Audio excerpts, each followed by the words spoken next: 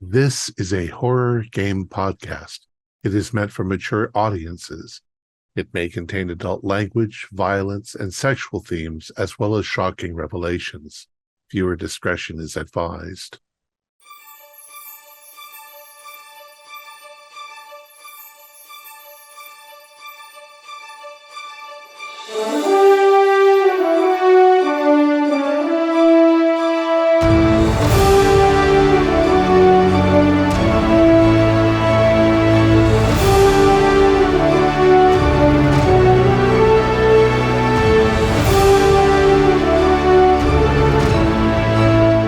Greetings, fellow investigators, and welcome back to our video podcast, Into the Darkness, where my friends and I are playing the Pulp Cthulhu role-playing game. I'm your host, Thom Raley.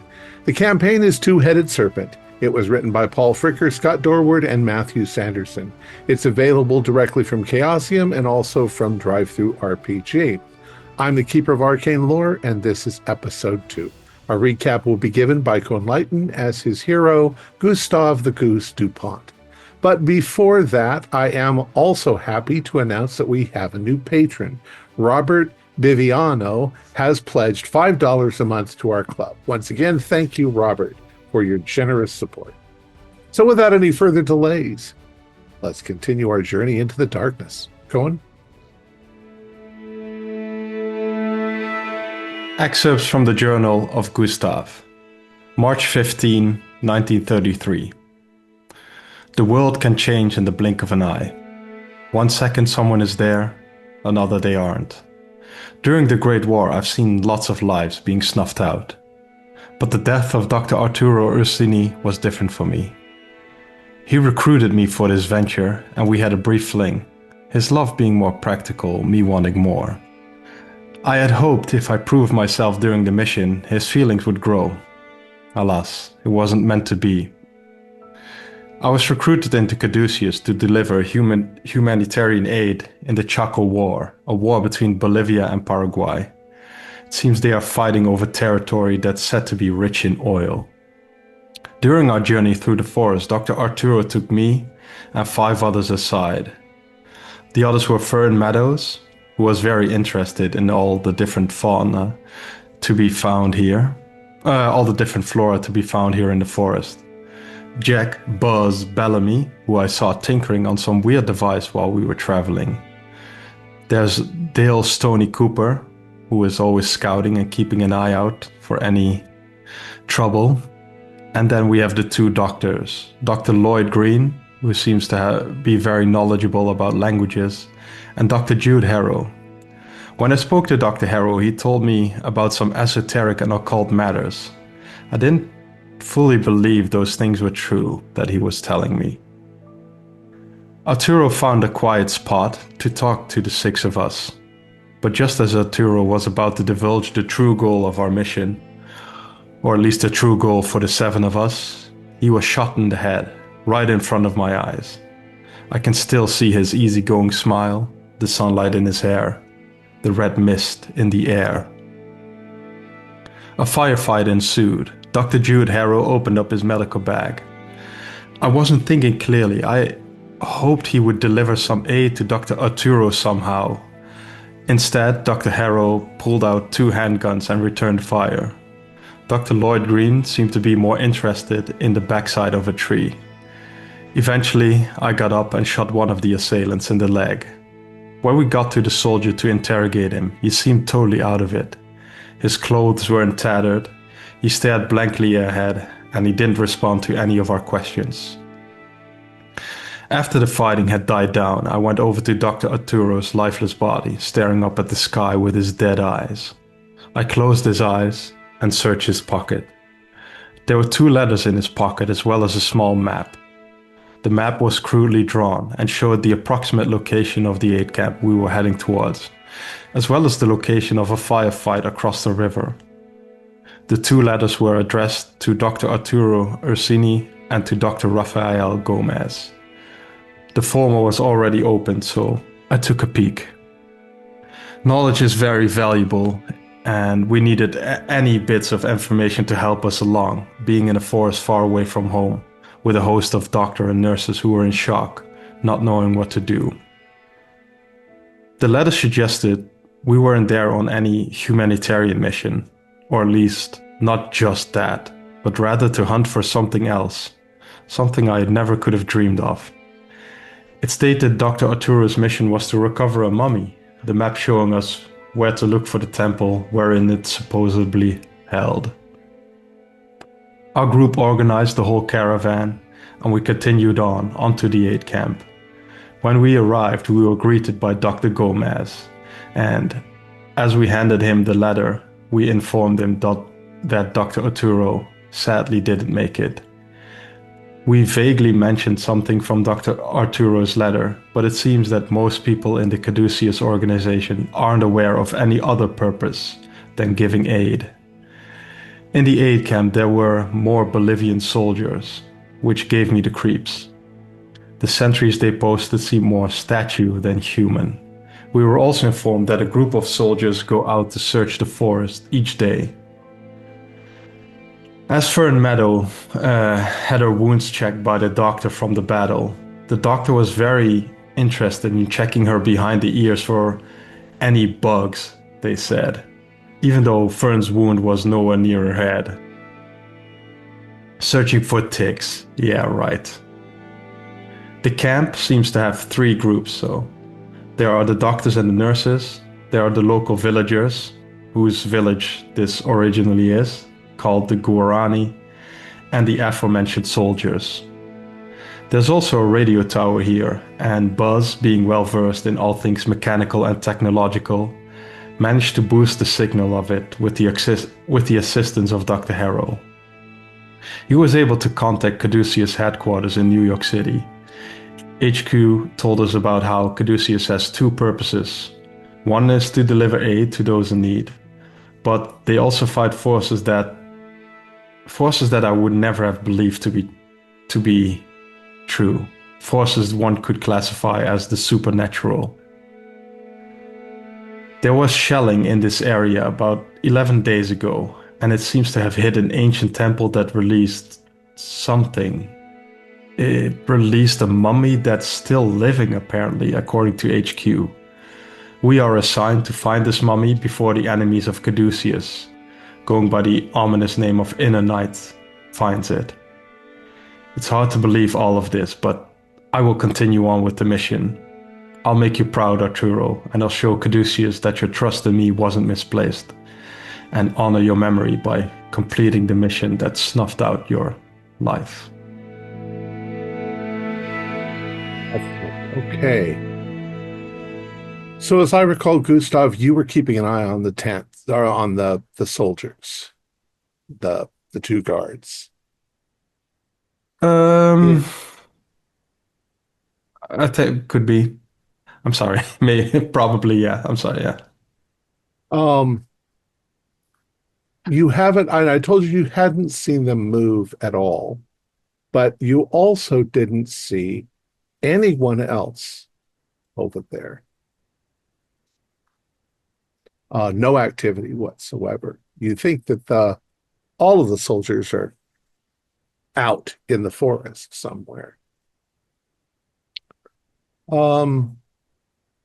Jack, you were working on the aerial and the radio. Yeah. Yeah, there's things about the radio. I mean, you've glanced at radios before, but despite the fact that it's, top of the line, you're pretty sure it could be fixed or it could be improved upon. Yeah, I'm a firm believer if I spend enough time with something, I'm either going to improve it or it's going to disappear somewhere and no one will know I ever worked on it. Yeah. Stony, what are you doing?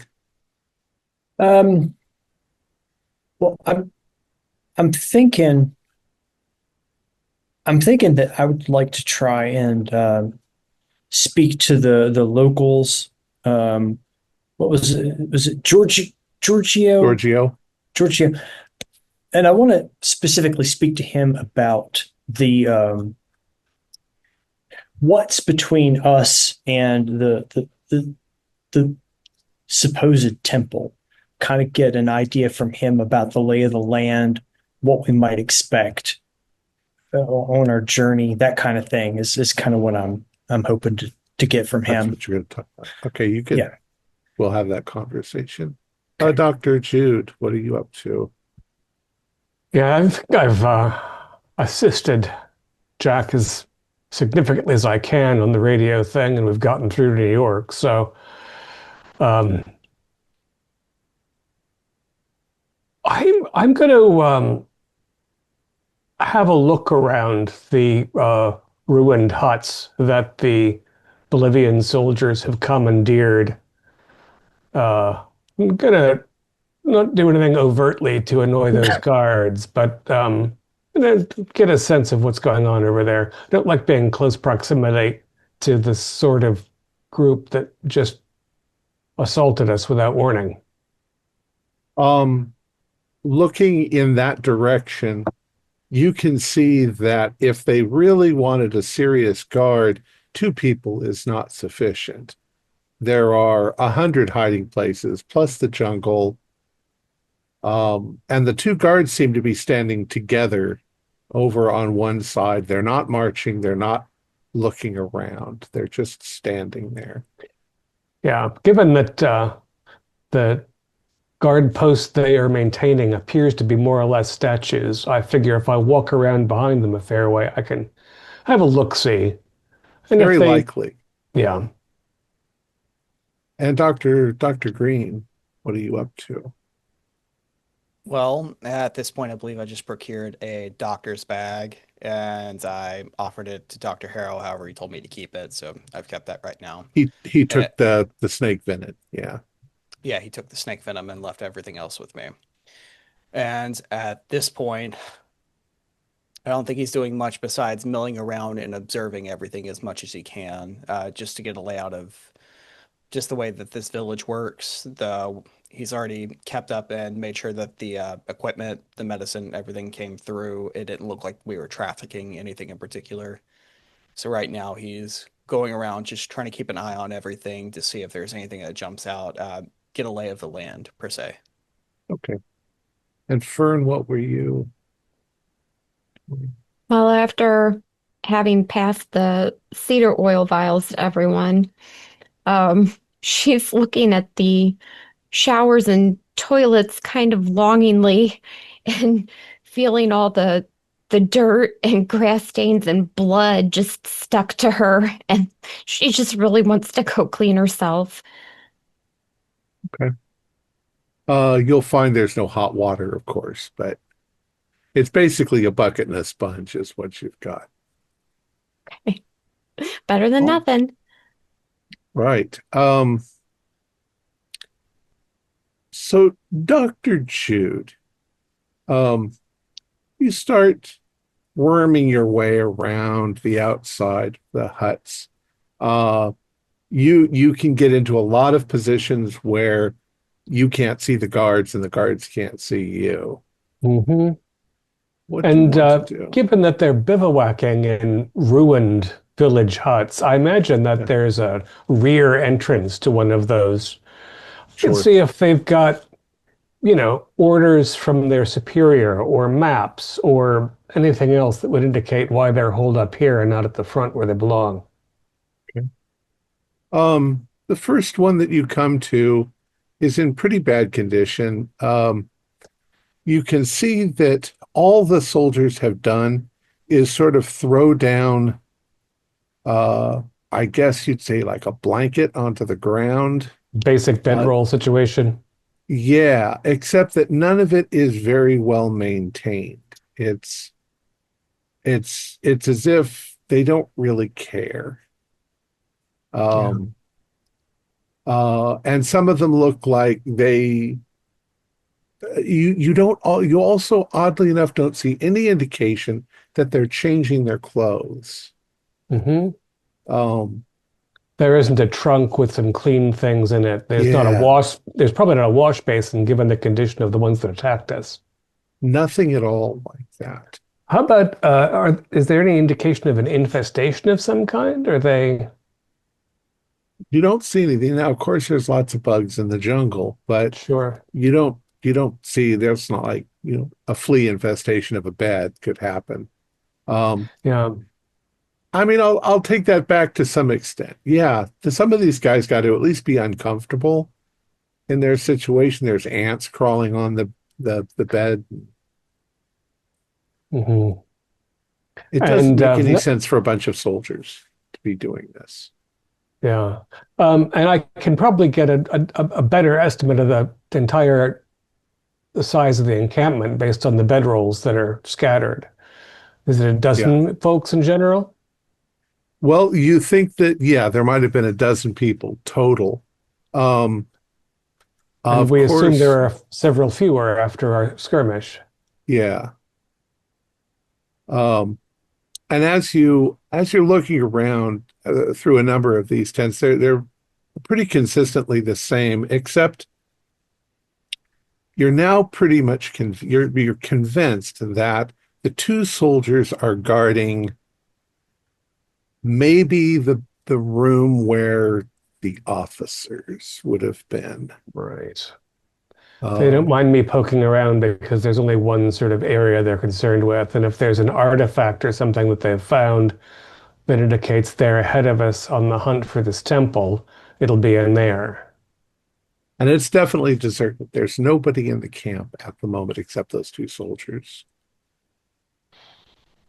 Well, I guess the first trick is to find a good fist-sized stone and hurl it from back in the shadows where I am off to their right side, say, and see if they respond to that clatter of rock. Do their heads jerk? Not at all. They don't move at all. They just stand there. All right. I'm going to then experimentally approach the rear of the hut. Is it a hut that they're guarding or a tent? Yeah, it's a hut, Or a, but yeah. it's the best one in better condition. Yeah. I'm going to just give the rear wall of that a rattle and see if that gets there.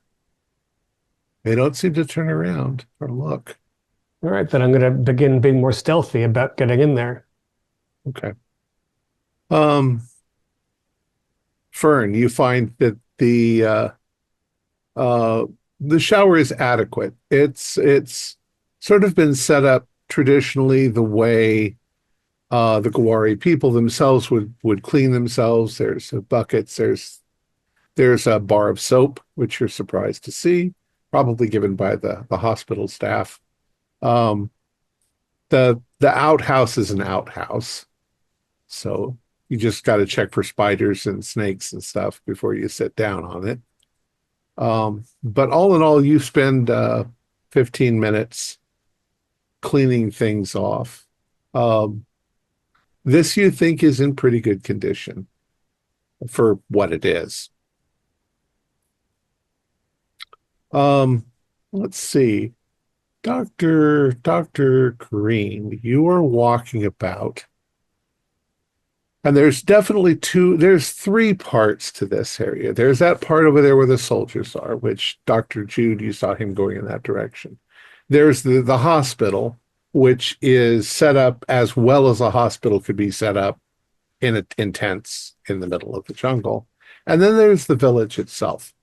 The village consists of a number of huts and people. There are men, women, children.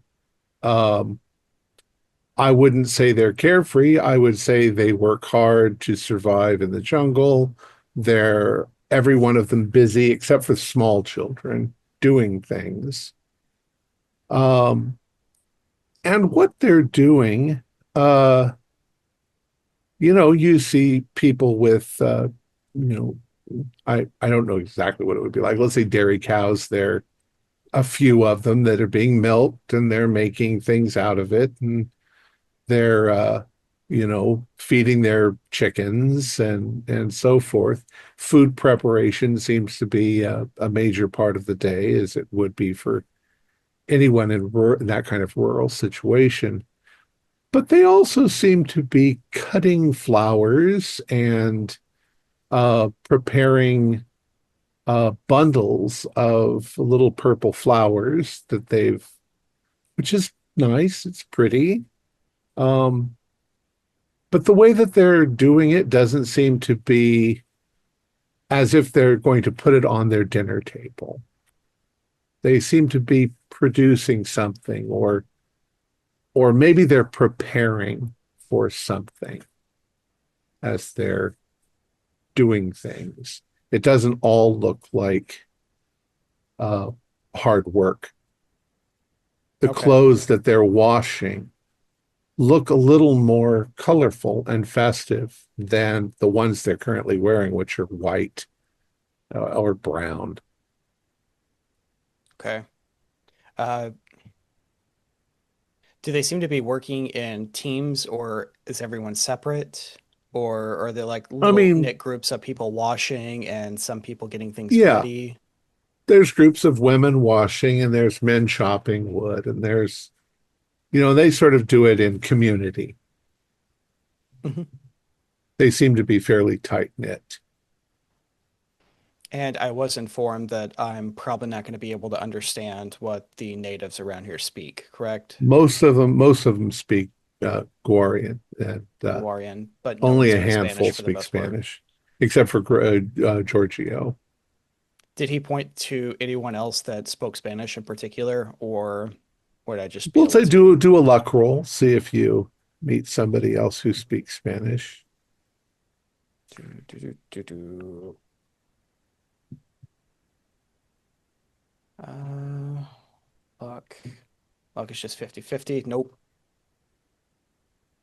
How much did you fail by? What'd you Oh, roll? wait a minute. Uh, is luck 50-50 or is luck on a stat? No, I should be Luck is using the what your stat. luck is. Oh, yeah. I don't know why 50-50 I'm is Delta thinking. Green. I don't know why my brain's going to Delta right now. No, it's actually a pass. It was a 61 on a 79. Okay. Yeah, you meet an older man. He's got gray hair. Uh, his name is Juan. And he doesn't speak it fluently, but he speaks it a little. Yes, I can understand you. Uh, yes. Hi. I'm Dr. Lloyd. Just call me Lloyd. Uh, I came here with the rest of the doctors to help with aid, and Yes, we saw you come. Yes. Mhm. Yes. Do you mind me asking? It seems to be that things look a bit festive. It seems that others are gathering flowers, perhaps for like floral arrangements, and some Yes, others are we setting.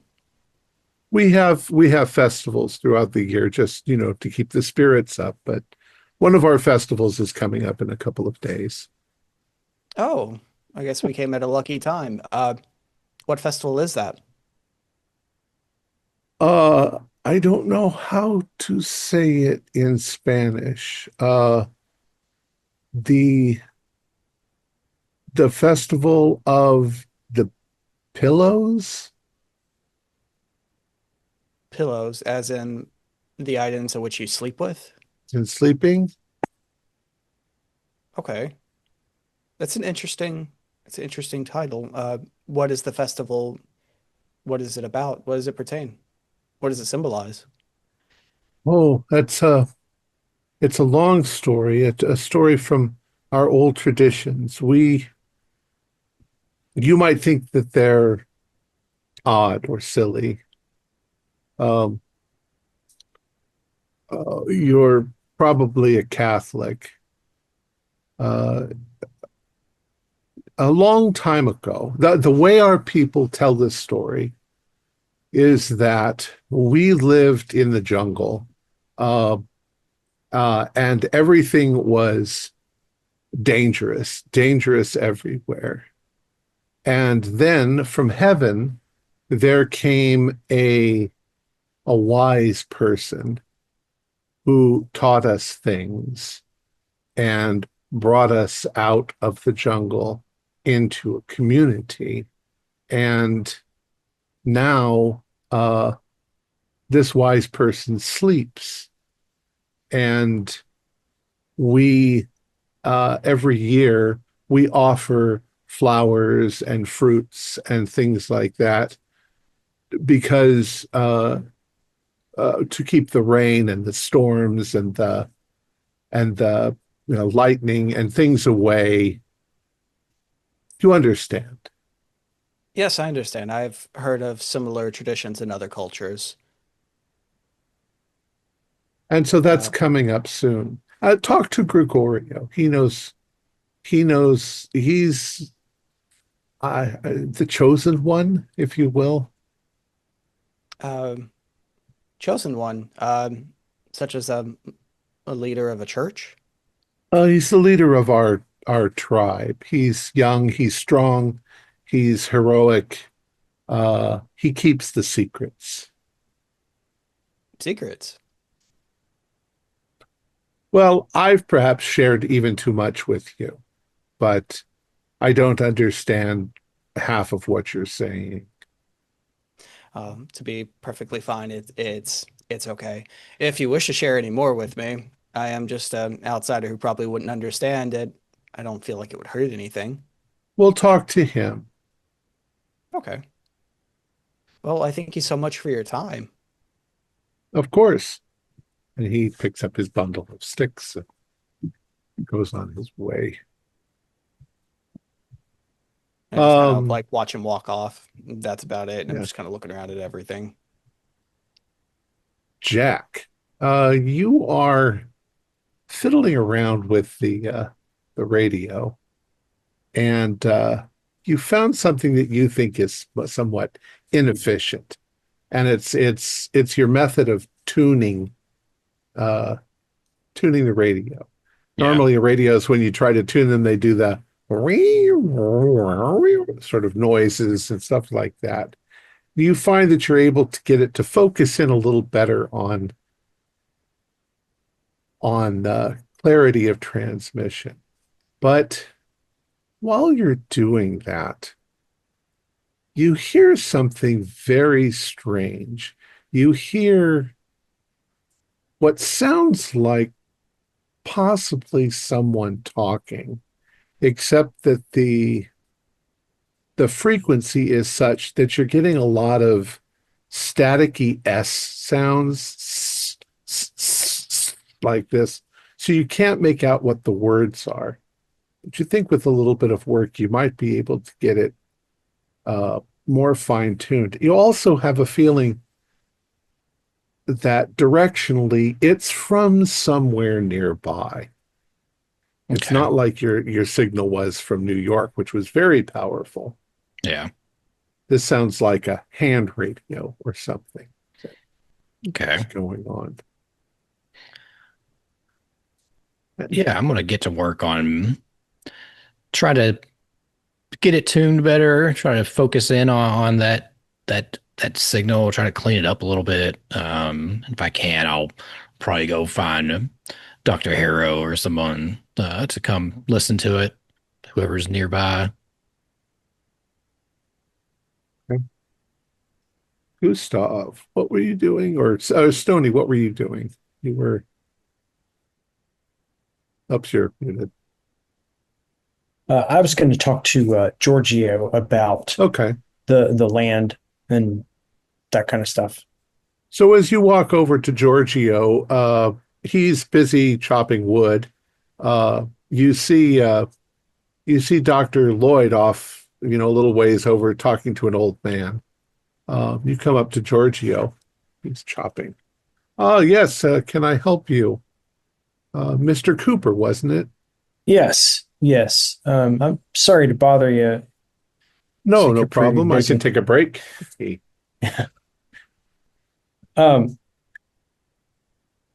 So I'm new to the area, and I just wanted to talk to you and see if I could learn a little bit more about your people and the area. Learn a little bit more about the geography between here and the river, and maybe what's beyond. Oh, well, there was a battle recently on that side of the river. We all hope that everything over there is okay. there's mountains to this side and there's hills over there, and it's all jungle in between. Why? Why do you ask? Like I said, I'm just trying to learn more about your people and the people of Bolivia. This is my first time to Bolivia, and I just don't want to make any mistakes. Well, we are a people of tradition. My village has been here. We don't know how long, perhaps hundreds, thousands of years. Who knows? We have our traditional stories we tell about how, not unlike stories from other parts of the world. I think the Aztecs have a story about a winged serpent coming down and teaching them things. We have similar stories. A wise woman was sent from heaven, and she went on. She was supposed to go on a journey to keep us all safe, and that someday she would return and she would bring enlightenment to us all and take us all to the place where she came from, which in our stories is the land of dreams. Oh.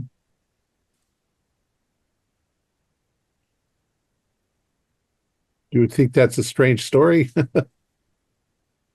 Well, it's definitely unique, I have to say.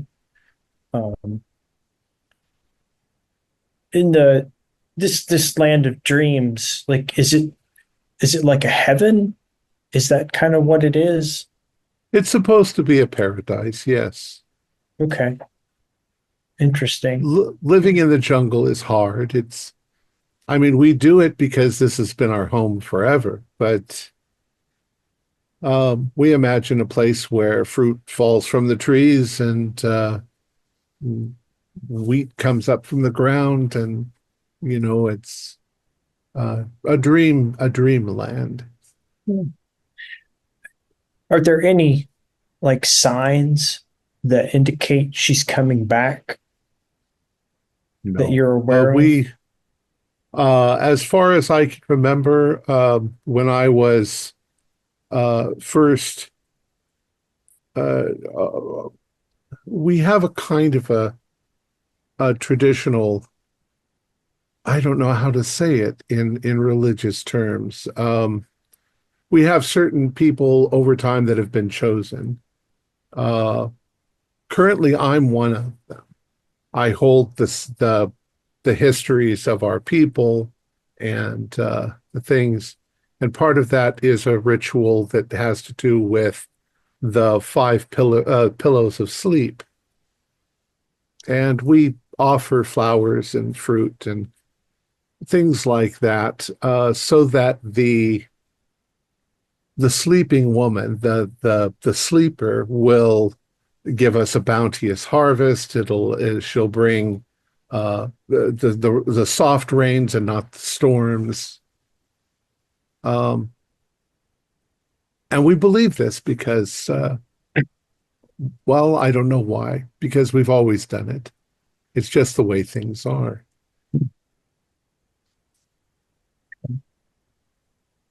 How does someone become chosen? I don't know. The elders of the town, of the tribe, pick. Oh. And Usually the strongest, the healthiest, the male okay. Is chosen. Okay. Someday I'll pass it on to someone else. Interesting.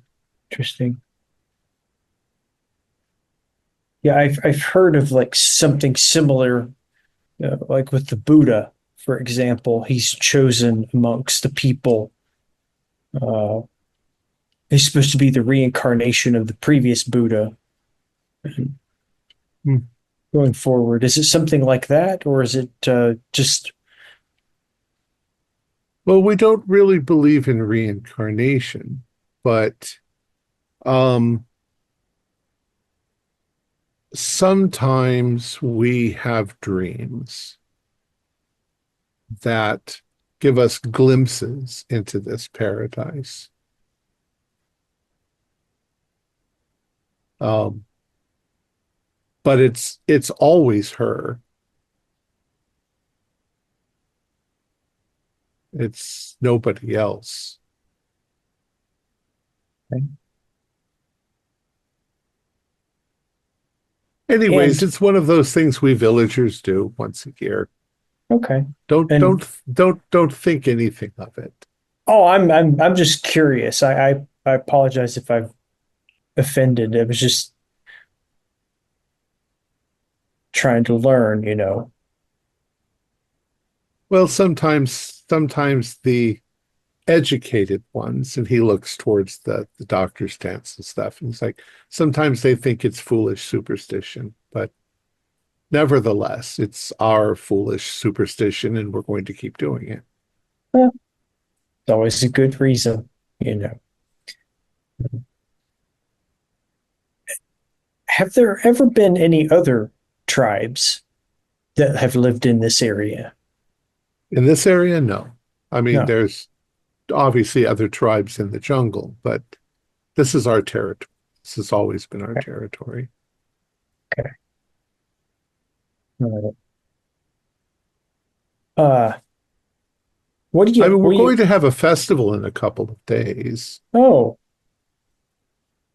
so I'd get to see some of the rituals and things that you're talking about. You'll see part of them. You'll see what we do here in the village. Okay.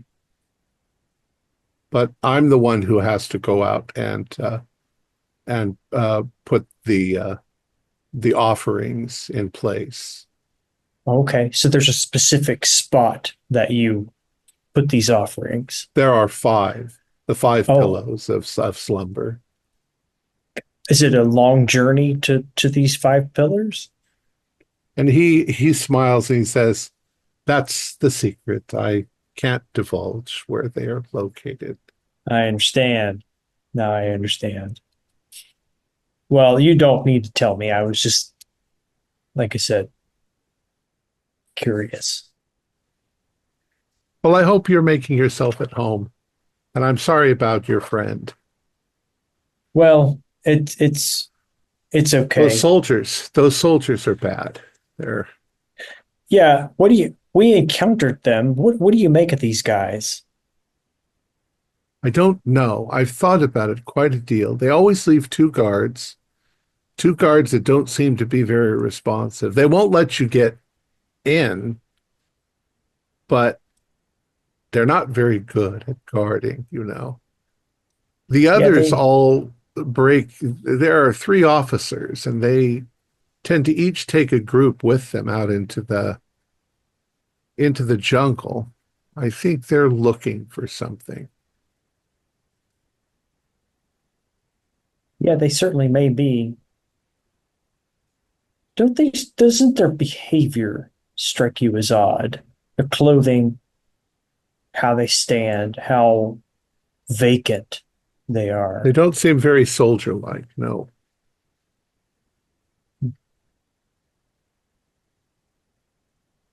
Well, hopefully we don't have any troubles with them. Well, we wouldn't be very well equipped to deal with the soldiers, though we are not completely unarmed. Hmm. But our armaments are mostly for hunting, not for Right. keeping soldiers at bay. They don't seem very disciplined. No, they And don't. I don't know very many soldiers. Hmm. We'd hoped that the battle would stay far away from us. I don't think most of the people in Bolivia really care. It's just those sides that want something. Yeah, it's usually how it goes with armies. The small few who have to want You tangible look like things. you look like you've chopped a lot of wood. Yes, sir, I have. Do you need some help? I wouldn't mind the help. Then hand me That's that always axe, good. sir, and I'll get to work. So then you and he sort of bond on chopping wood and showing off your muscles as you're doing that. Yeah. All right. What are you guys doing? This maybe Dr. Jude, you're still over at the tents or at the camp. You they don't seem to be distracted by your making noise, but at the same time, the hut itself is pretty well constructed. And what you can sort of do is make a hole in the back wall. It's not wood, but there's grass and stuff that's there, but not large enough to climb into. So you can see in. You can see that there are 3 bunks, and these are much more organized. They're not just on the floor; they're cots. Real cots. Yeah. And there's a couple few pieces of what look like trucked in furniture, like a desk and a table. They might like even have a maybe lamp, like they actually read at night Yeah. or something. Like a kerosene lamp. Yeah. But you also see a large backpack, which is large enough to hold its own portable radio. Although the purpose of a radio in a backpack is somewhat limited, and unless they take it out at night and repack it during the day, which seems less than efficient. Does it Well, I look guess like it seems like the kind that you could carry on your back and then use when you're a out. field radio? A field radio. There you go. Yeah. Does it look like it's military supply? Yeah, probably.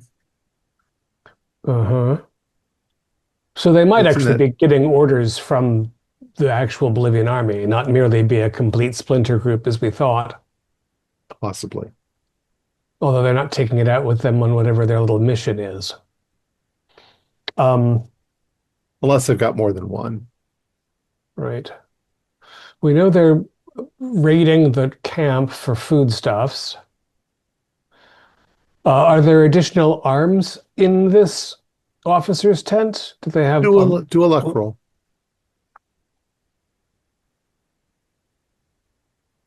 Yeah, 66 is good. Indeed, you see that they've got there's a couple of rifles that are sort of hung up or leaning up at one end, and it looks like there is a large box of hand grenades. Okay. So they can really do some damage. It's good to know. Well, I don't want to. Since the wall is sufficiently solid that I can't slip into it and steal anything. There's nothing on the desk that looks like a map or an interesting piece of jade sculpture or. Why don't you once again do a luck roll? 13. Well, that's pretty good. I want that roll later. You do see something that's on the desk. It looks like it's your first impression is that it's gold, but it's flat like a piece of paper. It's odd looking, and you can see there's something on it, something red and black, like markings. And you don't know why it's so shiny. It's not smooth. It's kind of rough, but it's definitely got a metallic gleam to it. Is it, I mean, it's, obviously there's probably not much light coming through the open door in this hut and so on. Does it look, say, as though someone had, pried the plaque off a military statue and put a couple of chess pieces on it? No. Is it a rectangle? It's a square, and it's definitely not like a solid chunk of metal. It's very flat, like a piece of paper. Like gold foil almost.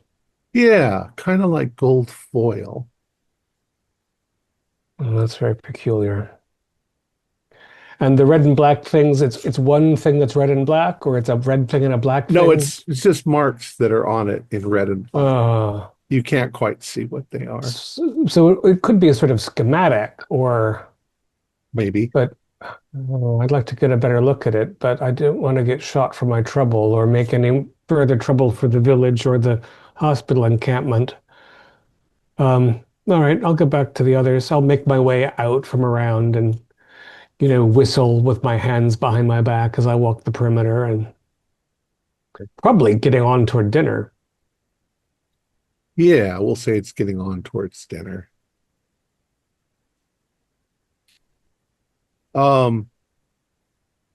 Just before dinner, Buzz, you hear something come over that radio that you've been fiddling with. And it sounds like a man's voice. And he's saying, no, they're dead. They're all dead. I lost them all. We might have to recruit more.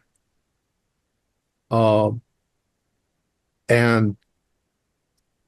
there are strangers in the village. I think that's where they were going. We need to do something about it. Okay. Yeah, I am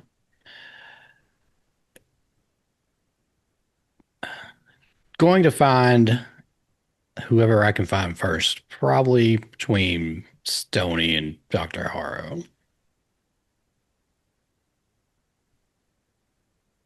Okay. And once I find them, We'll say that you're all kind of coming together for dinner Okay. anyway. So you well, then I will tell everyone who's here that so I've been messing with that radio, just keeping the hands busy, tinkering, and I started hearing something, a signal that I think's nearby. It's but long story short, I think there are people that know we're here that were maybe related to the ones shooting at us earlier, and I think they may be paying us a visit soon. That's So, no good. yeah. remember, you did see one soldier get away.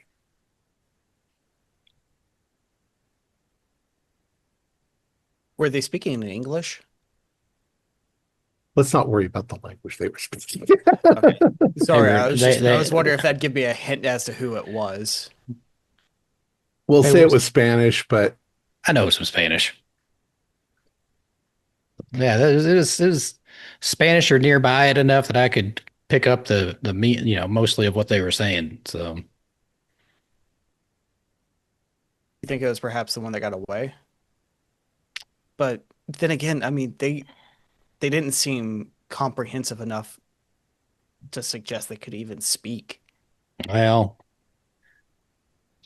someone has either the one that got away suddenly learned how to talk better, or someone else saw us coming in here, or there's someone in this camp that informed people.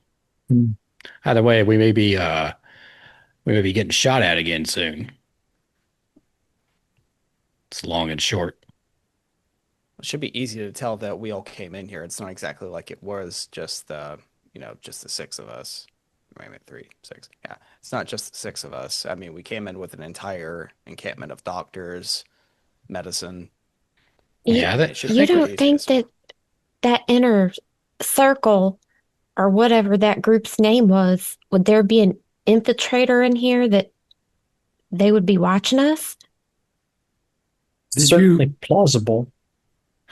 you said the signal was close, right, Buzz? Yeah, I Did think you it get was. a feel for how close is? Well, Within a couple of miles. Yeah, I guess in a couple miles, uh, it still carried some static. It's still staticky, a lot of like long S's and stuff like that. But So probably not from within this camp, most no, likely. no, I don't think so. So who are they transmitting to? And why does this pertain to us? I mean, this is all severely sudden. I mean, we all show up here and now we're in the middle of some kind of conspiracy. We're looking for the remains of things. Our handler of sorts was shot. Maybe our employer doesn't carry the cleanest of names with some people. Perhaps, but why would others know about what we're here for before we even did? Well, Shapiro did say Caduceus has enemies, right? Yeah. So If Caduceus knows about the Inner Dark, then it's probably safe to assume the Inner Dark knows about Caduceus. Inner Night. Night with an N or a K. I didn't get that apart, but either way. I'm sorry. I mean, what did you say? And as in nighttime. Okay. We Yeah, I thought it we was like did nights. kill a few soldiers as well. So I mean that's gonna put us on somebody's shit list. should have killed that last one. Well, I wonder how alarming the village would find it if we were just to pick off those two guards, because if you intercepted correctly, Buzz, they might be understaffed right now. This might be the opportunity if they need to recruit more thugs and they haven't had the opportunity. We could strike with advantage, but I don't imagine that's going to be easy to explain to the families. We show up of an afternoon, shoot a couple of soldiers. Doesn't look great, even if they are creepy. And I don't mean to speak for everyone, but as for myself, I'm not exactly a mercenary here. Well, not only that, but if we go killing these soldiers and new ones show up and these two that were stationed here are gone, they're going to blame the villagers probably or us. Slaughter the whole village. Yeah, Right. we probably shouldn't make it more of a problem for the villagers. I'm more Yeah, they're specialized not in well covert equipped. operations. Oh. But we might be able to, like, what did you find, Harold? Might we be able to sabotage some of their means? Make it look like an accident or... Well, so basically, the rank and file don't seem to be in any better condition than the husks of men that attacked us. They're living in filth. They have no semblance of humanity, but the officer's hut, which is the one place they're guarding, has some equipment in it, including a crate of grenades that I wouldn't want to be on the wrong side of, some extra long arms, and they seem to have a pack radio, which maybe Buzz was part of the network you intercepted, and some other things I'd like to get a look at, but I think that, Tweedledee and Tweedledum will probably snap to it if we barge in there. Well, I might have something in my bag that could possibly knock them out, but I don't know. You said they didn't move for we could always drinking or distract. eating or using the toilet, so I mean, you could always theoretically distract someone and have them pull away from their post if we're worried about getting to their weapons. But did you perhaps see anything else that may give us a clue as to why they're here? That's about it. I don't have a pretty think that these strong are- hunch while they're here. Yeah, I do not think these individuals are reporting for duty to the Bolivian army at this point, No. which doesn't mean that there wouldn't be repercussions for interfering with them in the aftermath of whatever's going on. I think we could easily take care of those two. The question is, do we want to risk, like, retribution upon the villagers here. What do we gain? Weapons? Well, Well, They seem to be prepared. If the signal buzz intercepted seems to suggest they're gonna attack us soon. So we might be better if we like attack first. Reduce their numbers bit by bit, one by one, before they are all here and all together. Might, jam their rifles that are hanging in the officer's hut.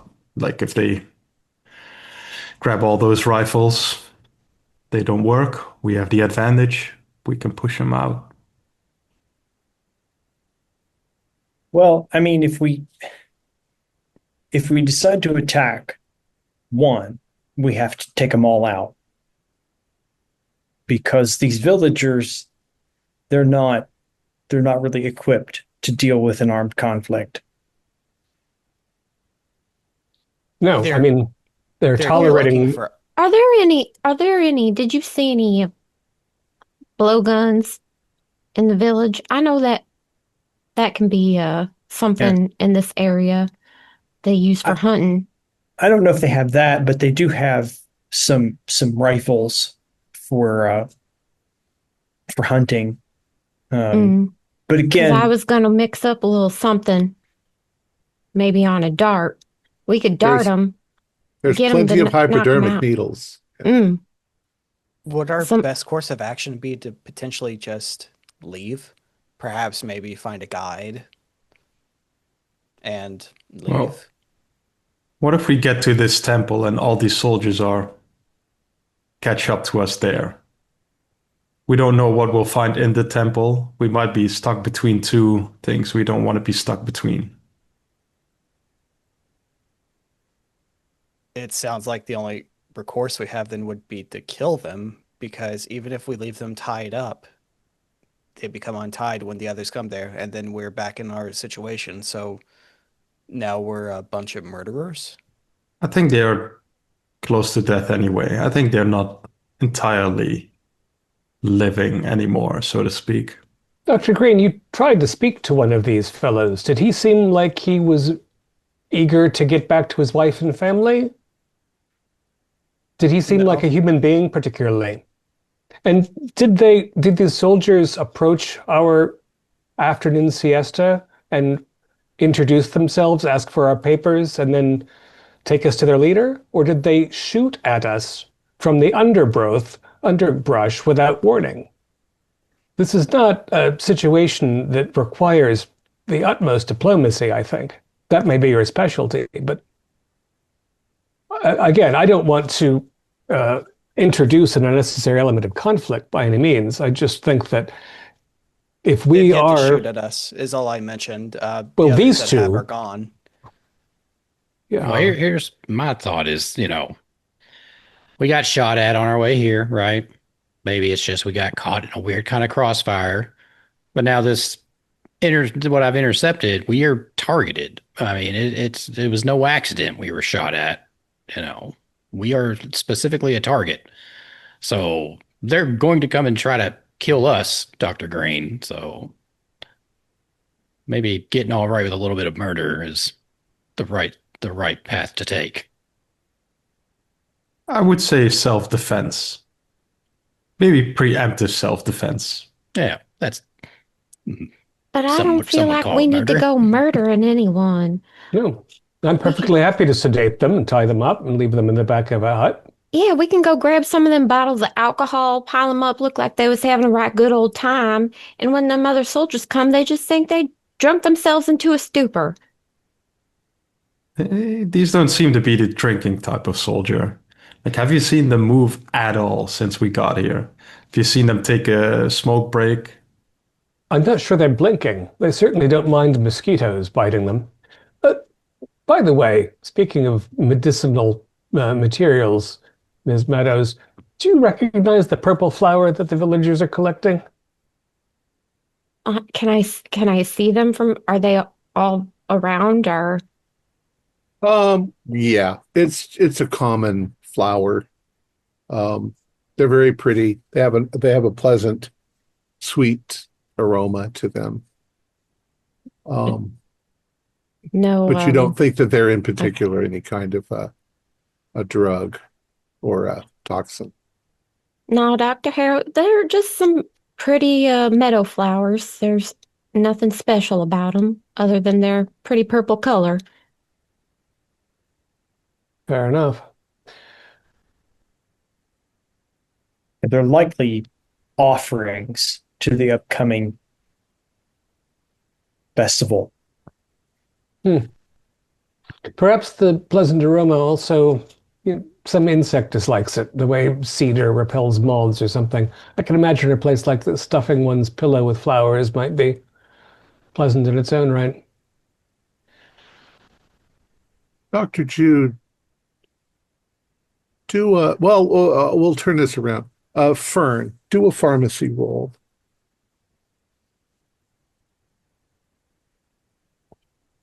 45, I passed. Okay.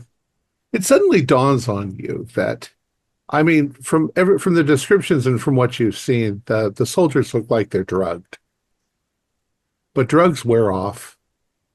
And you don't see any kind of readministration of drugs. They seem in exactly the same way that they were before. Maybe it's not drugs. Maybe it's something else. I wonder if one of the antivenins you collected would be useful. Perhaps they're under maybe they're in some state as a result of another toxin, not a plant, but an animal toxin. We capture them, And we that might. nurse was looking at me for bites or something.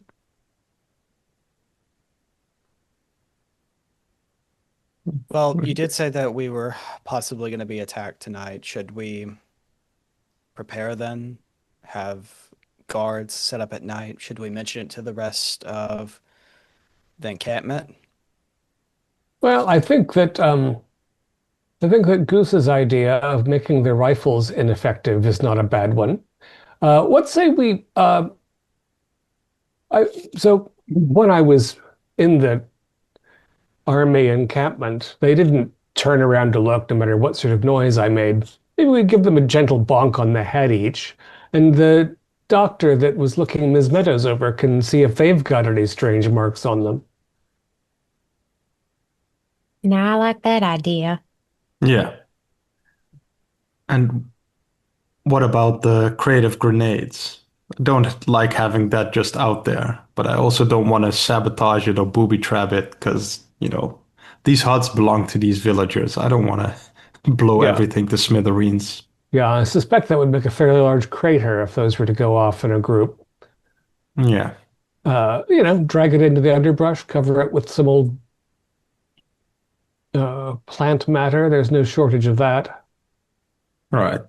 It's a question of, as Dr. Green is understandably concerned, we don't want 24 of these Bolivian soldiers, whether they're mind controlled or not, to come in and start rounding people up and generating inquisition. But if Buzz understands the message correctly and they're currently understaffed, this might be an opportunity that would be foolish to let pass.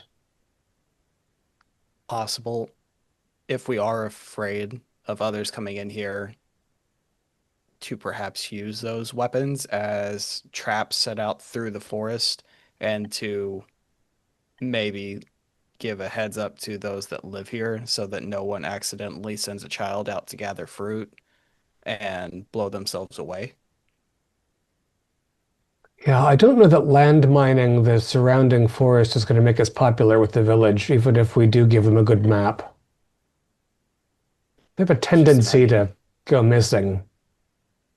There's a thought that just kind of crawled into my head that perhaps these soldiers, it's the soldiers that are going to return are actually going to turn on us here in the village tonight. Mm-hmm.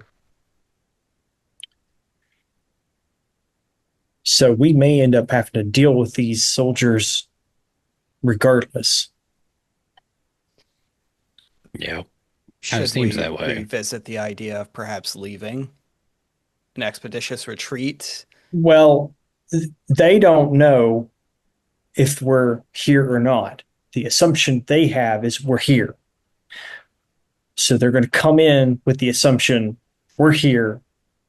They're likely going to attack the village, regardless. I guess step one, to attack the village.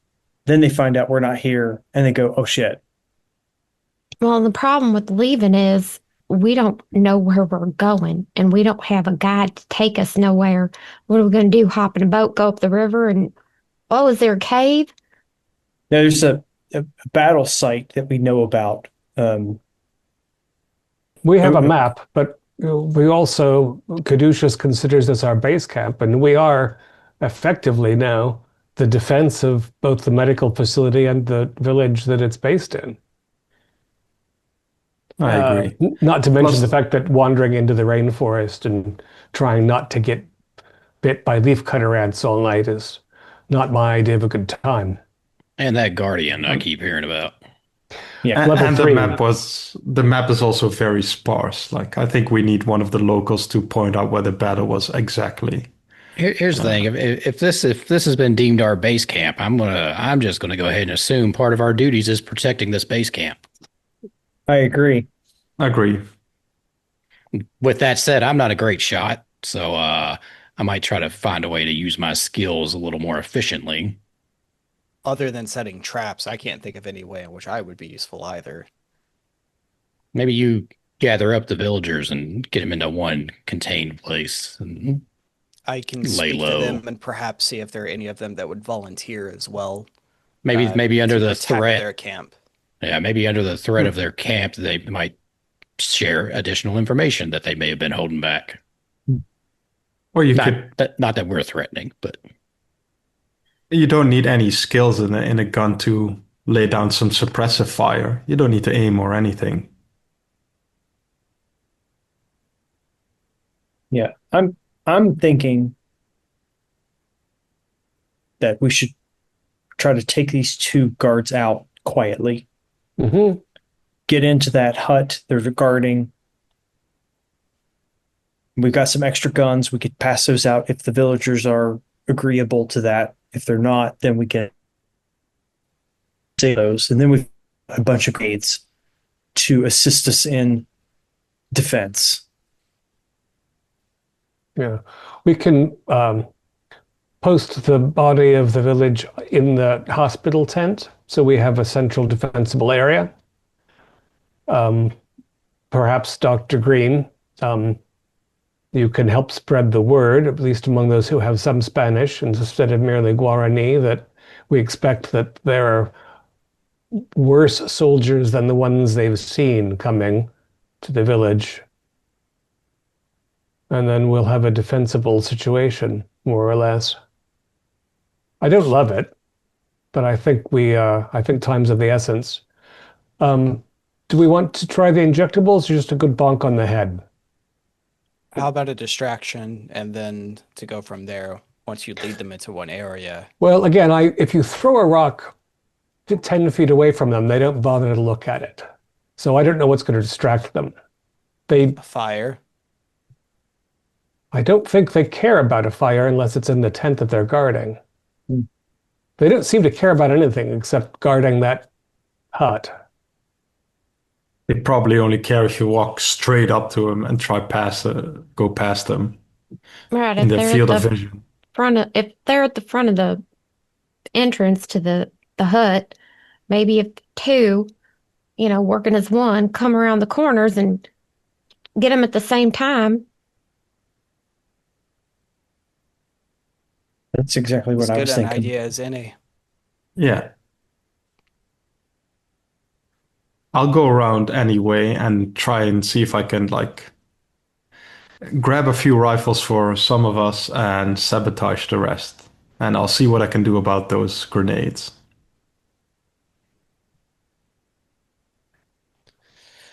Well, it sounds like everyone has their work cut out for everyone.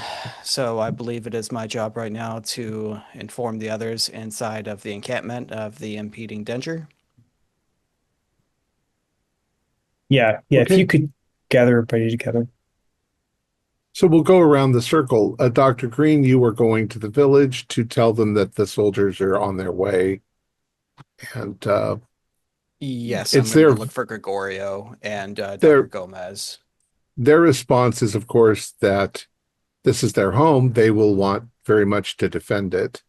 Um, they have a few rifles for hunting, and they've got a lot of, things you'd find around a farm, which would be picks and things like that. A few of them have handguns.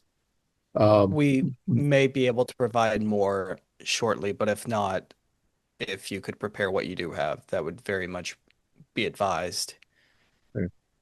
The doctors and nurses are not equipped, they're ill-equipped to fight.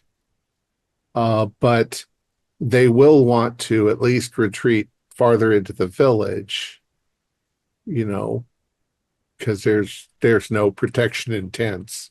And it may be smart for you to set up, God forbid we need it, preemptively, of a sort of triage tent. Triage, yeah.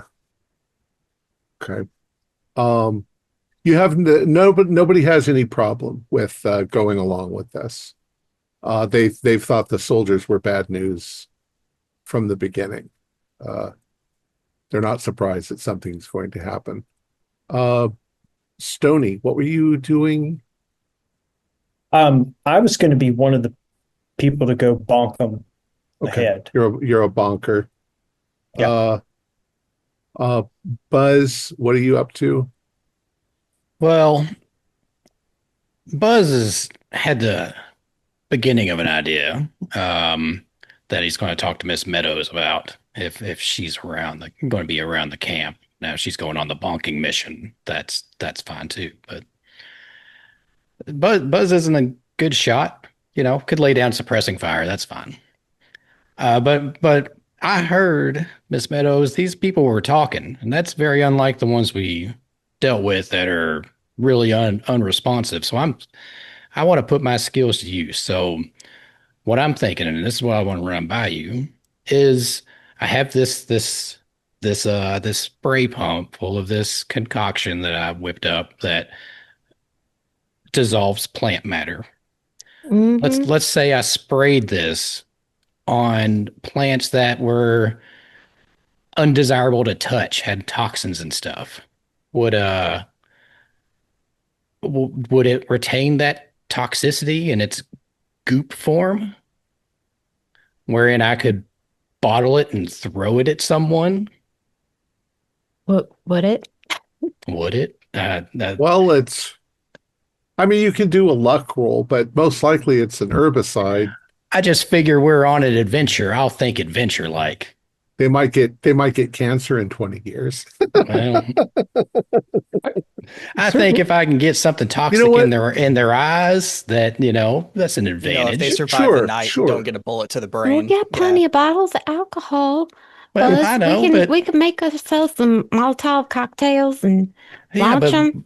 but I'd rather celebrate our victories with the limited alcohol. And I know you won't like to hearing this. There are bajillions of plants around us. If you can just point me in the direction of a nice little packet of stuff you don't want to put your hands into, you don't even have to watch. I'll get it gooped up and I'll start stuffing it in some bottles. And I played baseball in my youth. I can throw pretty well.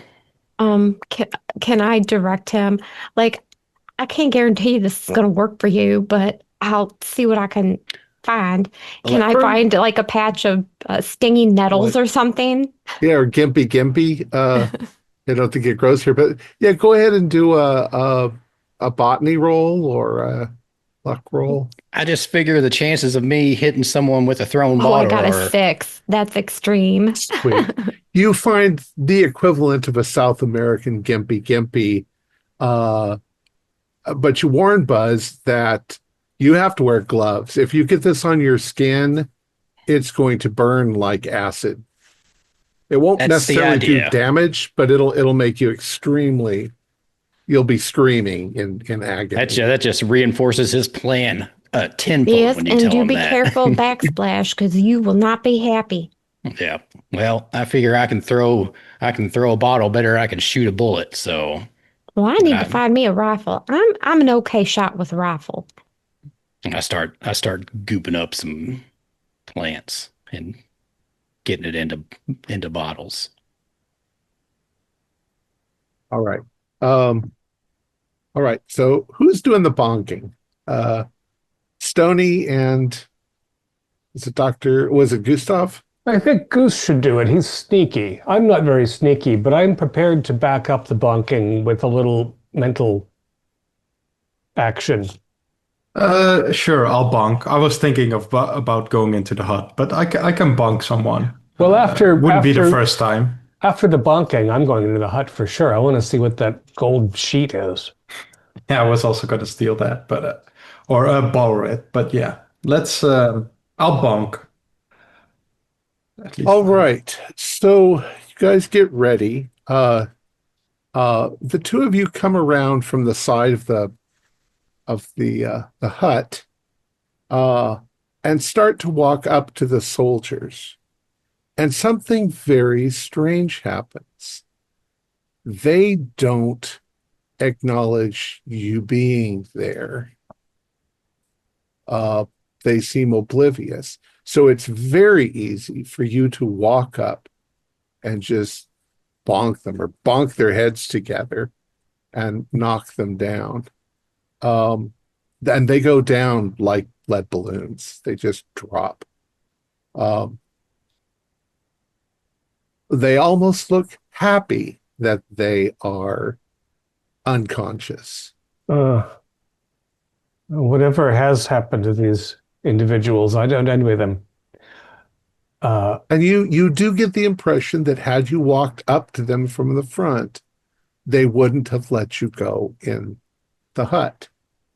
But you didn't come up to them from the front, and so they just stood there.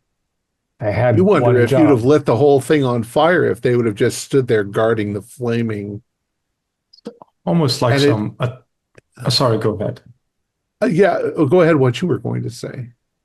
It's almost like they are some automaton or just have very strict orders. Like if somebody approaches you from the front, stop them, but nothing else. Like there's only one thing in their mind. And these are the worst guards I've ever seen. All right. Well, that was easy. Should we drag them into one of their filthy huts and tie them up just so that they aren't visible from approach? Yes. Weren't we I going to think it's a drag great them plan. to the medical tent for one of the doctors to examine? Yeah. Let's have Yeah. have them looked at. All right, do that. But And you maybe go into tie them up to be safe. Yeah.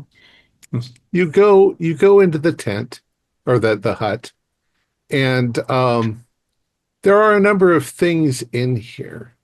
Why don't you both do, whoever's going into the hut, do a spot hidden for me.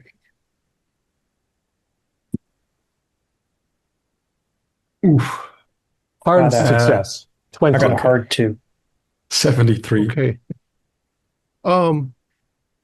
As I said before, it seems neater and cleaner in here, the way that they're living, but they don't seem to be organized the way soldiers would be organized. They're organized, but things that would be important to you and me don't seem to be that important to them. However, I mean, you find a box full of grenades. You find some dynamite. You find a couple of handguns, and you find a couple of rifles. And then you go over to that desk, and you see this, what looks like a gold piece of paper. And your first impression is that it's some sort of map. But your second impression when you're looking at it is, although it is a map, it seems to be made out of something like snakeskin, which is why it seems to be iridescent or gold in color. And that The line is definitely like the river. Precisely, yes, the fording area, and they've been marking off the areas that they've traversed, I assume. So we're looking at around 7 or 8 o'clock, I think. Well, we'll roll that up. Any of you who have occult or anthropology or languages that have studied like ancient languages. We'll show it to Green. I have a smattering of the occult. I see I should have rolled that last time. Oh, what the hell? I'll spend 19 luck. Hope! Have you brought it back for all of us, or is it just still them? We'll bring it out. I think we're going to handle the tent, and then we'll bring things out. Okay. I want to grab as much of those grenades and everything, put them in a rucksack just for our use, and the other ones I cannot carry. I'll push like the crate into the brushes or something. I want to bring. I can take anything that you can't take, Goose. Right. Yeah, we want to cover the weapons into your area. We can hand them out to the villagers. Yeah. Yeah, I think Buzz might find this radio of use as well. Right. Okay. And tossing the place further. There's no correspondence or anything. Nothing. We're satisfied that. Yeah. But, so those of you who you passed your occult, you're looking at this sheet, and something looks familiar about some of the characters that have been drawn on it. And you try to remember where you've seen them before. And you find that you are wandering back into some of the more weird things that you've researched in the past. And there have been tablets or inscriptions on ancient artifacts that nobody was ever able to discover. They could never figure out what civilization it came from or anything. But there have been a lot of theories. There have been theories about civilizations that existed before humanity. And of course, this is going back to legends of Atlantis and Lemuria and things like that. Do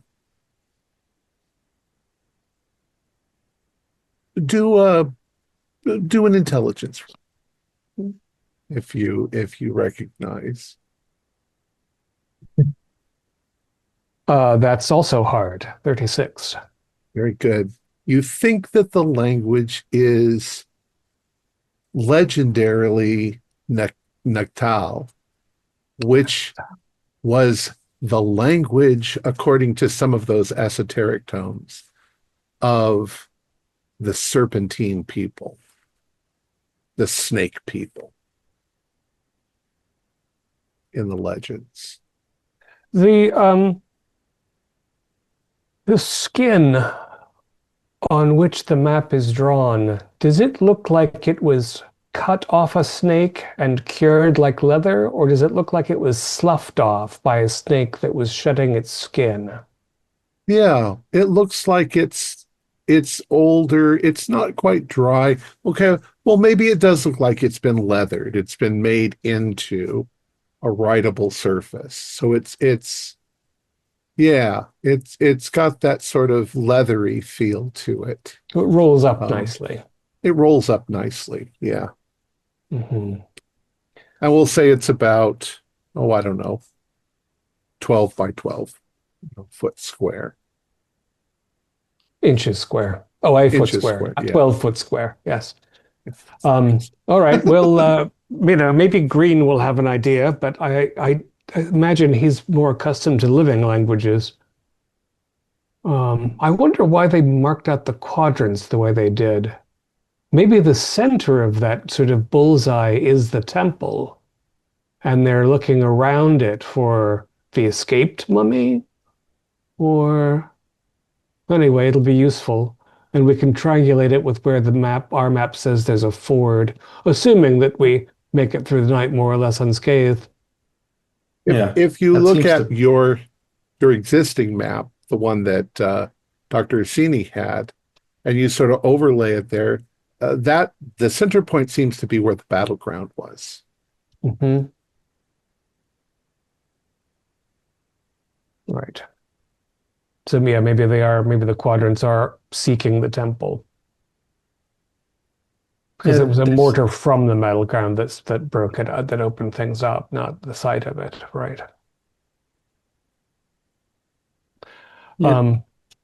Yes, Goose. No, it's not really clear if the temple was exactly near the fighting or somewhere near. Yeah. So they just are systematically searching the area. But these two guys in front, they don't look like they could ever come up with a plan like that, like a system like that. So No.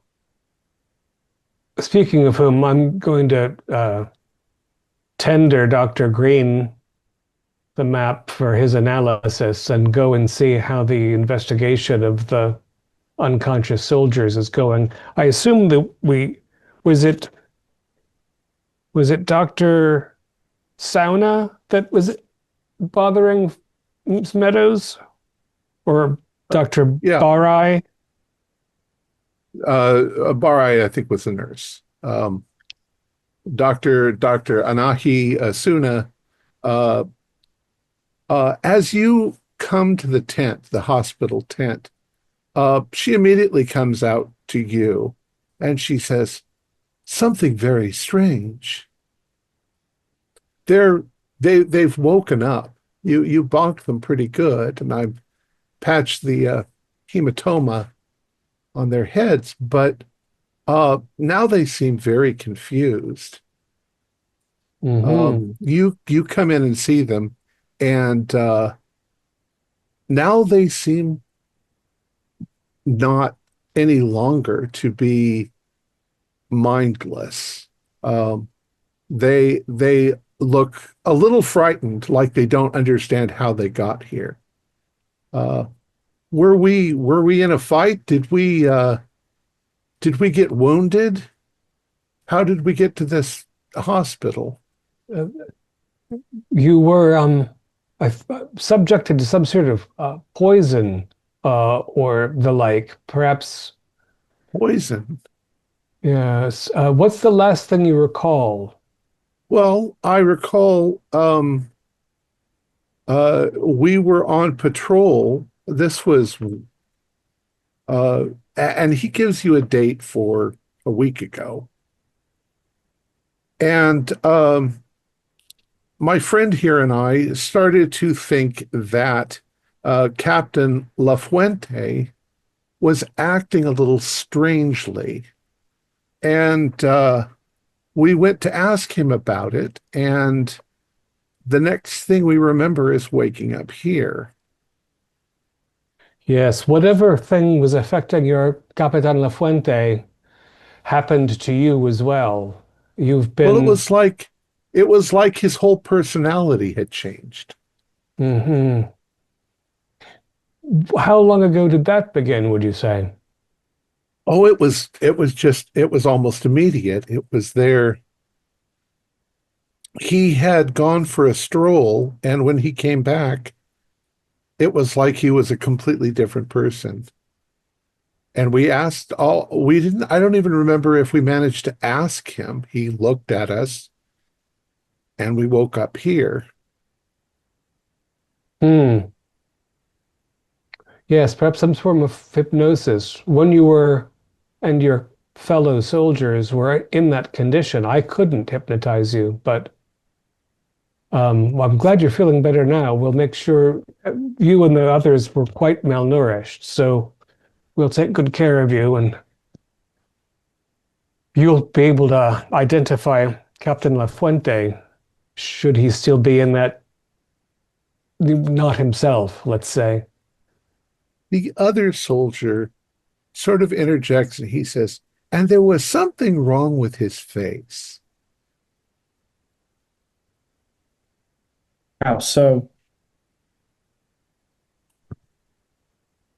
He just looked a little different, kind of saggy.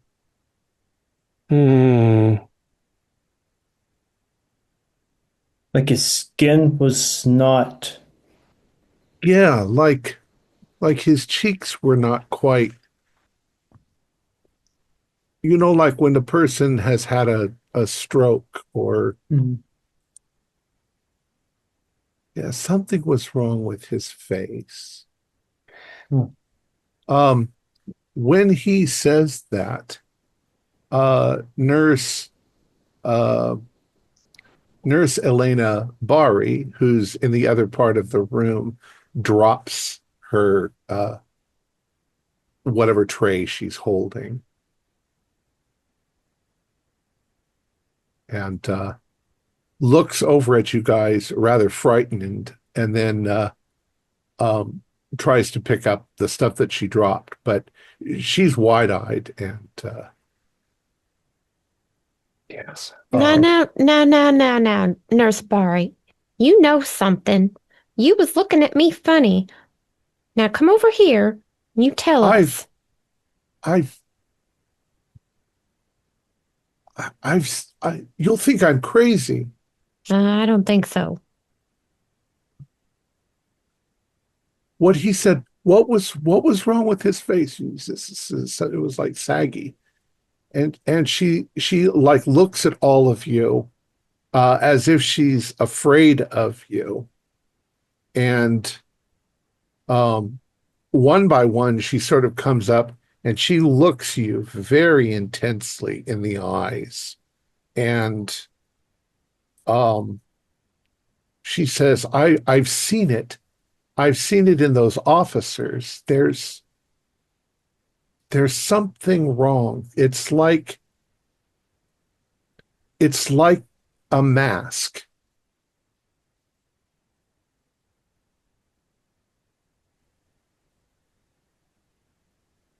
And she goes silent.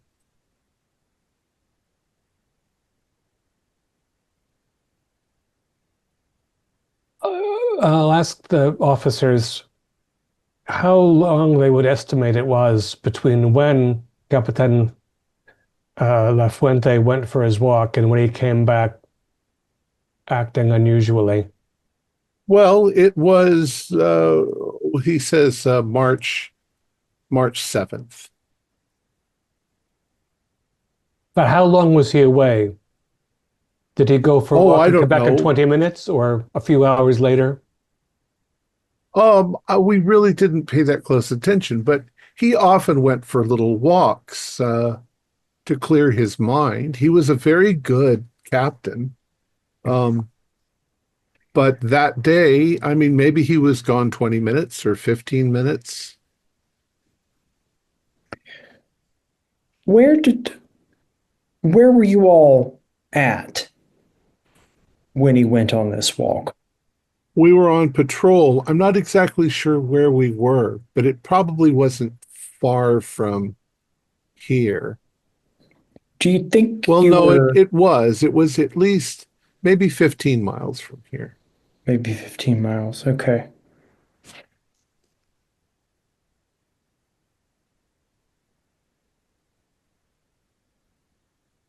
I wish I could remember what happened after that. I feel like a chunk has been taken out of my life. Yeah, you guys were acting very strange. Very strange.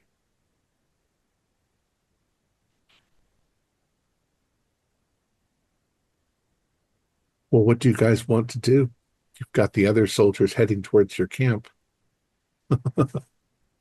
So we took rifles back to the villages for them to carry.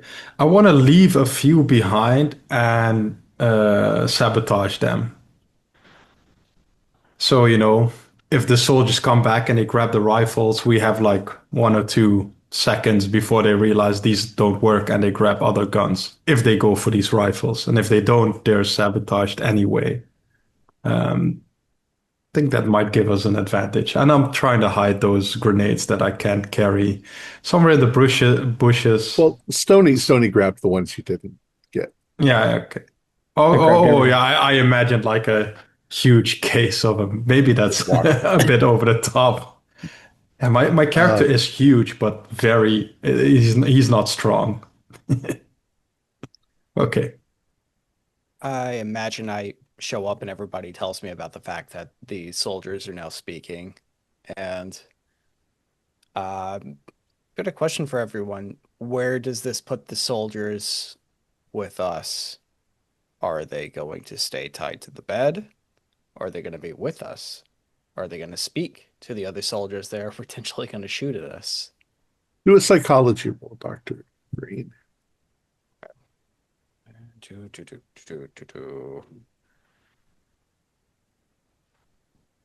Sorry, I lost on my tens.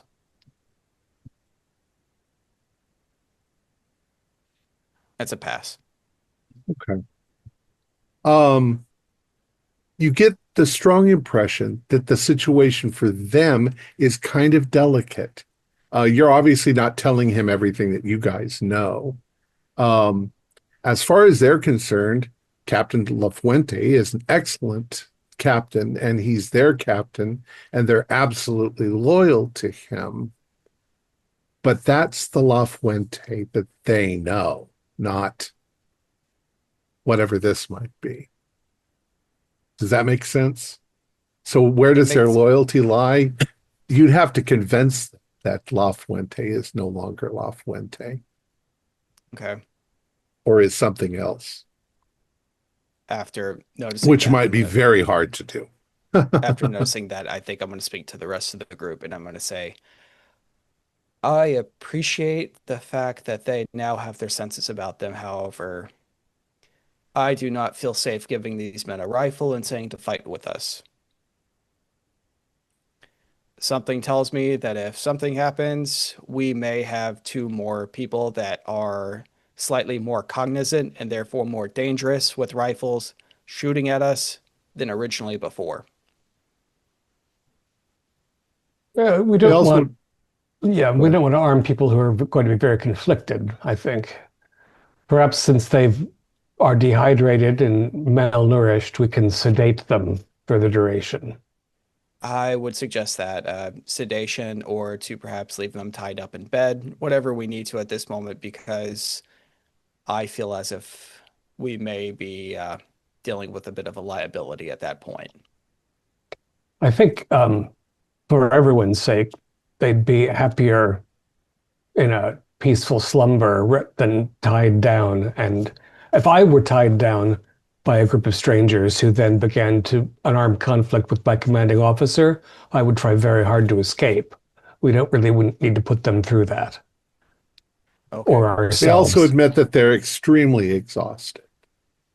So, Dr. Haro, would it be smart at this point to have you perhaps give them an injection of something that is supposed to help them recover at a faster rate, which is really just something that's nice sedation? Something along those lines. Absolutely. Yeah, okay. We'll just put them to bed by. They'll be grateful. And before you sedate them, they tell you that there are two other officers. There is Sergeant Anguelo and Lieutenant Rodriguez. How many bottles of plant goop have I walked back into camp with? How many do you want? You know what? Let's roll a d6. Come on, not just one. Is 6 sufficient? Sure. Yes. 6 bottles of toxic plant goop. 6 bottles of toxic plant goop. Jack is happy walking into camp. I mean, he is just beaming. He has got these former beer bottles full of goop, and he is pleased with himself. Doesn't know if it's going to work yet, but well, you're from Dr. Meadows' description. You didn't even try it on your own skin because she said you'll scream for 2 weeks. It will be battle tested. Um, all right. I really want to put the point through to I want to go up individually to people that I know I can speak to that have been given weapons that are told to guard the town at night. And I really, really want to impress upon them that these people are here to slaughter them in the night.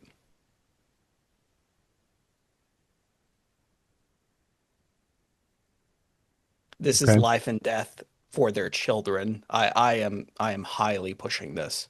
They may, in fact, get some of their people to take the children to hiding places, where they won't be found. You need Yeah. to fight like your life and their life depends on it. I want these people to feel desperate. It's also worth making clear amongst ourselves, at least, that probably the rank and file soldiers can just be knocked unconscious and recovered, whereas old Captain Looseskin and the other two officers might not be people. Don't like the So- description of the loose flesh. Not people. They might be in people disguises. How would you knock them out from a distance? Do you want to try like the blow dart from that Fern was talking about? I just think we want to avoid unnecessary lethality. Yeah, me too, but I'm thinking a face full of toxic plant goop might break them out of their stupor. Could well do. And if not, maybe the bottle hitting him in the forehead will.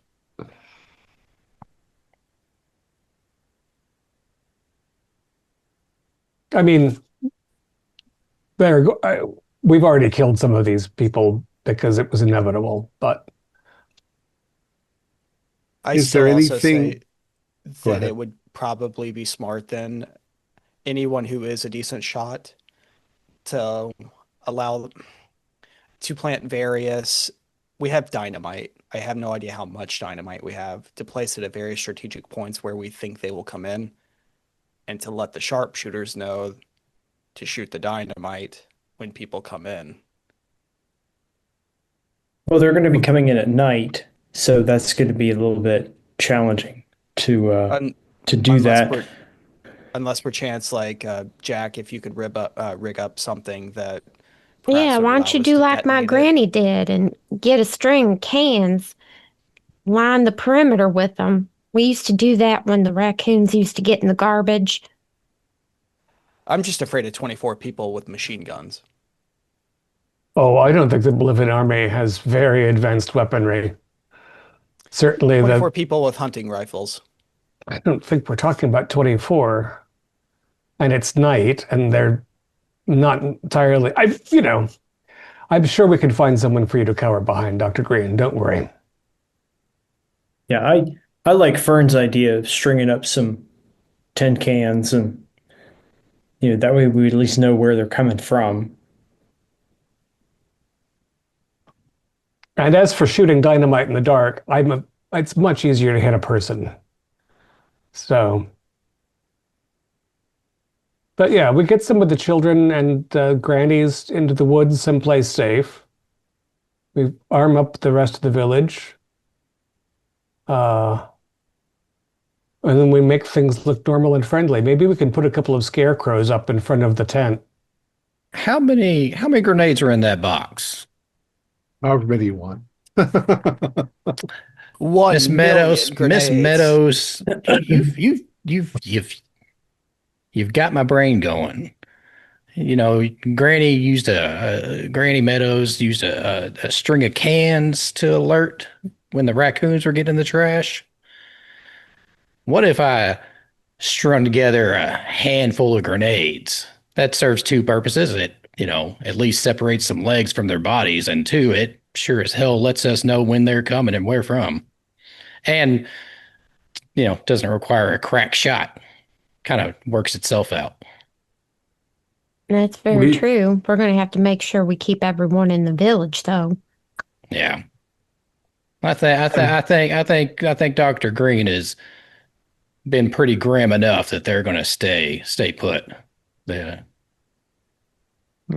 Try not to blow up their huts, and we might kill like a few innocent people. Like the Well, foot soldiers don't seem to be. They seem to be Well, innocent. They're not in their. I right appreciate mind. that, but those innocent people might also kill us, and they're going to do it with very little emotion. So No, that's true. That's true. just to set this up strategically, you've got the village back here, you've got the hospital here, and you've got the soldiers' tents there. And most likely they're going to be coming in towards the soldiers' tents or the soldiers' huts. So the villagers are going to be way behind you. It's not likely you're going to shoot villagers. as long as we make sure they don't go get headstrong Just and go tell them running don't go out there. first. Yeah, yeah. We're not the advancing forces here. Let them come to us, and I'll do that. I'm gonna string up a couple half dozen strands of grenades. How far out into the jungle? How much advance warning y'all want? Like meter wise. 50 I think when Meters, they're it's- when they're 60 meters, 100 meters, how I far think away? 50 yards out would be sufficient enough to get everybody's attention. I suspect that the everything that is not a village or agricultural is jungle. So I think you want to put them roughly at the perimeter of the jungle and the cleared area. So when Yeah. they come through, after that point, the survivors will be visible to us. Yeah. Yeah, if you put it too far in the jungle, they might just walk past it, not even knowing anything or triggering anything. That, So and then they have exit point perimeter. Yes, because also if the more notice they have, if it blows up 300 or 400 yards in there, they have an idea that something is being happened, and by that point they could spread out further in the jungle, and it'll be harder to keep up with them at night. Okay. Well, I'm gonna get to work on that, and then I will. You point me exactly where you want them.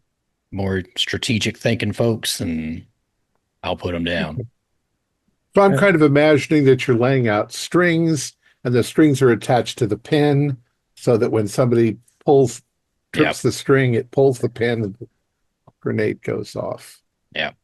And we'll say that these, I don't know, 1933 grenades, you can set them so that they'll go off instantly when the pin is. Well, you're a grease monkey. You can make them that work that way. Yeah, these 1933 pulp grenades will go off exactly when I want them to. So that's what I'm doing. All right. Do I need And a then you roll from will- me? No, I don't think so. Okay. I'll tell you what. Go ahead and roll. We'll just, you know what, at the time we'll roll to see if there's a dud. Okay. Sounds good. Okay. All right. So where are you guys going to station yourselves in order to see them coming? I'll We'll say- remove.